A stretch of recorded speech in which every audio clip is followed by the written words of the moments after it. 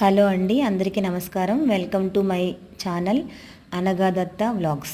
ఇది నా first mini vlog అండి. శ్రీ మహావిష్ణువుకు ఆషాఢ మాసం అంటే చాలా ప్రీతికరమైన మాసం. ఎందువల్ల అంటే తొలి ఏకాదశి ఈ మాసంలోనే వస్తుంది. ఈ తొలి ఏకాదశిని శయని ఏకాదశి అని కూడా అంటారు. శ్రీ మహావిష్ణువు శంఖ గదా చక్రాలు ధరించి ఆదిశేషునిపై శయనించి ఉండగా శ్రీ మహాలక్ష్మీదేవి పాదములు ఒత్తుతుండే ప్రతిమను పూజించాలట. ఈ ఆషాఢ మాసంలో ఈ చిత్రపటాన్ని కనుక పూజిస్తే చాలా శుభప్రదమైన ఫలితాలు కలుగుతాయని పెద్దలు చెబుతున్నారు.